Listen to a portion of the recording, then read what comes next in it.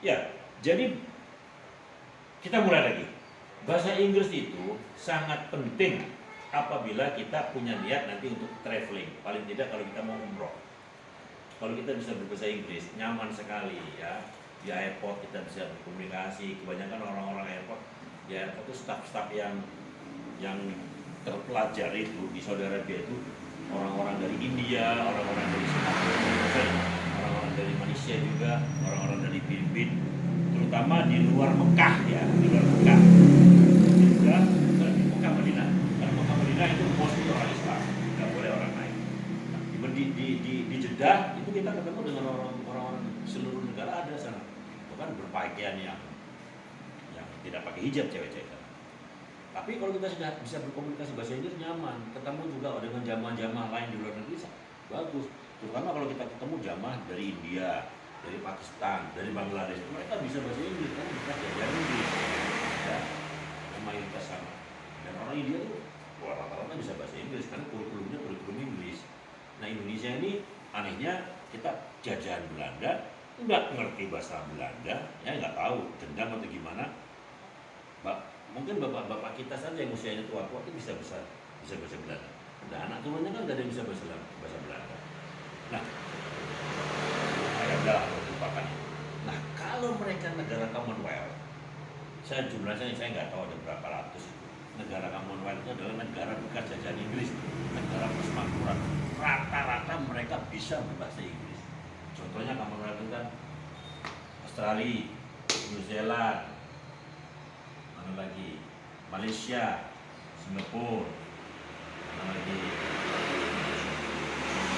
Kita juga pernah di Inggris, tapi cuma sebentar.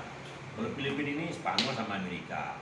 Taiwan dia independen ya, walaupun dia dinyatakan bukan negara ya, karena itu masih bagian Cina, walaupun masih ngeyel ya. Nah, seperti Korea, Jepang, itu bisa bahasa Inggris ya. Cina apalagi. Nah India oke, dia bisa karena dia Sri Lanka bisa. Nah, ini juga negara bagian Timur Tengah ini yang bisa bahasa Inggris lancar adalah seperti ini UAE ya, Qatar bisa, Kuwait little bit, Saudi Arabia nggak semua bisa. Orang-orang sebagian orang karyawan juga rata-rata orang Asia sama orang Indonesia kebanyakan. Irak juga nggak bisa. Iran hanya sebagian orang yang bisa, termasuk Turki. Nah kita naik lagi ke utara, Georgia, saya nggak tahu ini kan bekas jajahan perang, bekas negara Soviet ya, Soviet Kazakhstan dan saya nggak tahu bisa, tapi umumnya nggak bisa. Nah di sini di Eropa, Itali, saya pernah kerja di perusahaan Tanggabi, ini saya staf bahasa Indonesia belepotan, tapi nggak apa-apa, mereka percaya diri karena mereka saya nggak tahu merasa negara maju kali ya. Nah sini lagi naik, France apalagi, nggak semua, hanya yang kesini saja yang bisa rata-rata. Nah kalau ini Great Britain ya, United Kingdom, Ireland, ini bisa semuanya. Inggris ya, Denmark bisa, Iceland juga bisa, Norway, I don't think so, Denmark bisa, Finland bisa bagian, Norway nggak tahu. Semua negara Amerika Latin ini nggak bisa bahasa Inggris, jangan takut sampean, semuanya. Negaranya Messi, Cina, Argentina, Messi nggak bisa bahasa Inggris.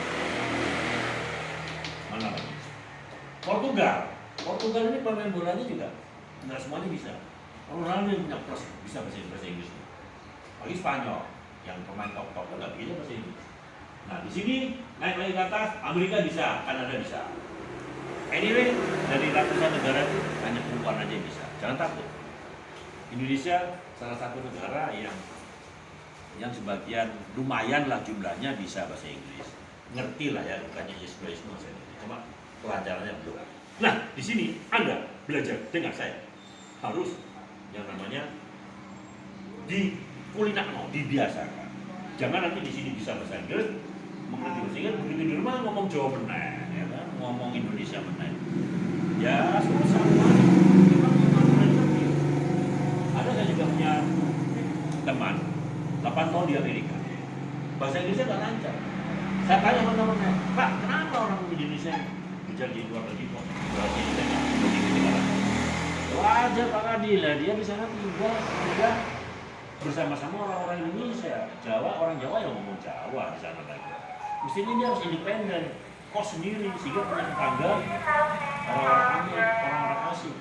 Namun di Amerika pun tidak semua rakyatnya dan bahasa Inggris, terutama ya di bagian selatan sini.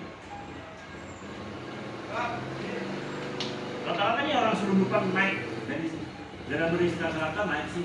Apalagi orang Kuba nggak bisa bahasa Inggris. Padahal Kuba dengan Amerika dekat. Tinggal berenang aja bisa ke atas. Tapi nggak lancar bahasa Inggris. Ya, jadi gitu. Nah, bahasa Inggris itu yang digunakan sehari-hari. Ini, yang 16 ini, ya kalau kita kuliah oke lah kita menguasai. Diplomat, penulis, wartawan, ya harus menguasai. Kalau kita ordinary people, orang seperti biasa, profesional, yang paling penting bisa berkomunikasi, itu paling penting. Apalagi sampean kan konten kreator, Pak, monggo, itu jangan takut. Anyway, from beginning, from zero to hero, you will become a hero. Ya, and then